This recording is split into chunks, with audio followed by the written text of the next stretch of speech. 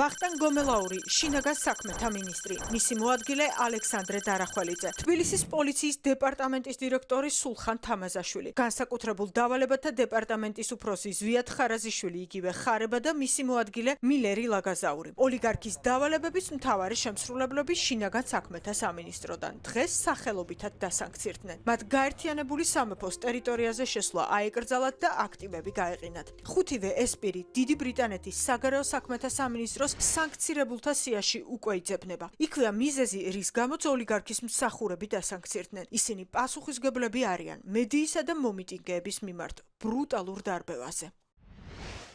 ვახტანგ გომელაური არის ჩართული პირი 2020 წლის ადამიანის უფლებათა გლობალური სანქციების რეგულაციების შესაბამისად შემდეგის საფუძველზე. ვახტანგ გომელაური არის ან და პასუხისმგებელი იყო იმ ქმედებებზე, რომლებიც წარმოადგენს სერიოზულ დარღვევას პიროვნების უფლებისა, რომ არ დაექვემდებაროს სასტიკ არაადამიანურ ან დამამცირებელ მოპყრობას ან დასჯას. კერძოდ, საპროტესტო აქციების დროს, რომელიც მოხდა ევროკავშირში გაწევრიანების მოლაპარაკებების შეჩერების გამოცხადების შემდეგ, საქართველოს შინაგან საქმეთა სამინისტრო უძღვებოდა პოლიციის მიერ დემონსტრანტების მიმართ ძალის არაპროპორციულ გამოყენებას.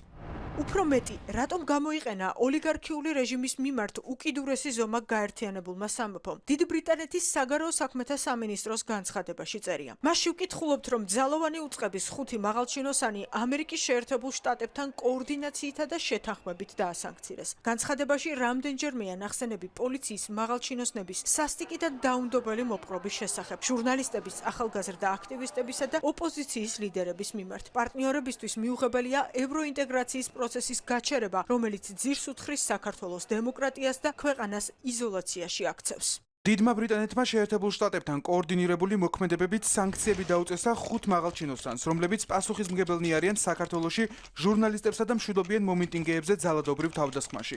მათ დიდ ბრიტანეთში მოგზაურობის აკრძალვა და აქტივების გაყინვა ემუქრებათ, რაც მათი დიდი ბრიტანეთიდან და მისი ეკონომიკიდან გარიცხვას ნიშნავს.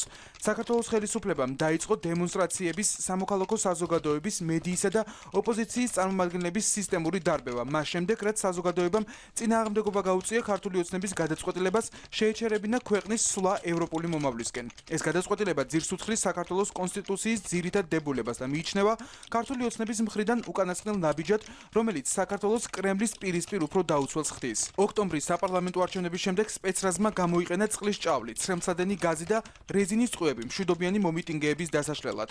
ცნობები ინდივიდების სამიზნედ ამოღებასა და ცემის შესახებ დადასტურებულია საქართველოს სახალხო დამცველის მიერ.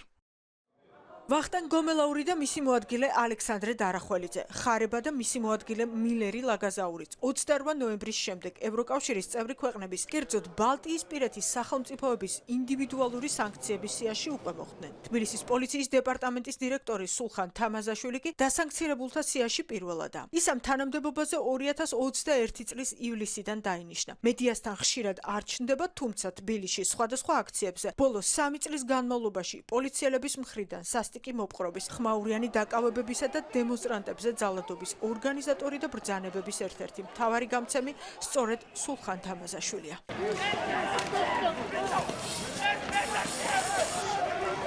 ახლა კი უკვე ამერიკის შეერთებული შტატების სახელმწიფო და სახაზინო დეპარტამენტების ჯერია. თუ გავითვალისწინებთ იმას, რომ გაერთიანებულმა სამეფომ სანქციები ოფიციალურ ვაშინგტონთან შეთანხმებით დააწესა, უნდა ვივარაუდოთ, რომ სახელობითი ფინანსური სანქციები ამერიკის შეერთებული შტატების მხრიდანაც იქნება. სახელმწიფო დეპარტამენტი დამატებით სანქციებს უკვე მთელი კვირაა ანონსებს. It is a 4 to 5 weeks is a long time. ამ ადმინისტრაციას კვლავს საკმაოდ დიდი სამოქმედო არეალი აქვს. ჩემი თვალსაზრისით 4-5 კვირა დიდი დროა. ამ პერიოდში ბევრი რამ შეიძლება მოხდეს. საბოლოოდ საქმე ეხება იმას, რომ ჩვენ მხარს უჭერთ ქართულ ხალხს ევროატლანტიკურ მისწრაფებებში. როგორც სახელმწიფო მდივანმა ენტონი ბლინკენმა ადრე განაცხადა, ვამზადებთ დამატებით ზომებს, მათ შორის სანქციებს, რათა პასუხისმგებლობა დავაკისროთ მათ, ვინც ჩვენი აზრით საქართველოში დემოკრატიას ძირს უთხრის. ამერიკის შეერთებული შტატების ორპარტიული ჰელსინკის კომისია, რომლის წევრებიც ოლიგარქის პარტიას არალეგიტიმურ ხელისუფლებად მიიჩნევენ, საქართველოს შესახებ გამოქვეყნებულ განცხადებაში წერენ, რომ ოცნება მსოფლიოს ავტოკრატებთან ინტეგრაციას განაგრძობს. განცხადებაში საუბარია იმ საფრთხეებზეც, რაც ქვეყანას შესაძლოა ოლიგარქიული რეჟიმის ჩინეთთან და ირანთან პარტნიორობა მოუტანოს.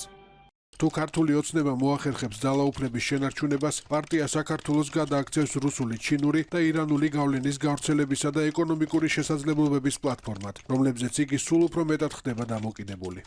ოლიგარქიული რეჟიმის 100 მეტ წარმომადგენელსა და პროპაგანდისტს ამერიკის შეერთებულმა შტატებმა სანქციები უკვე დაუწესა. სახელმწიფო დეპარტამენტის გადაწყვეტილებით მათ ამერიკის ტერიტორიაზე შესვლა აეკრძალათ.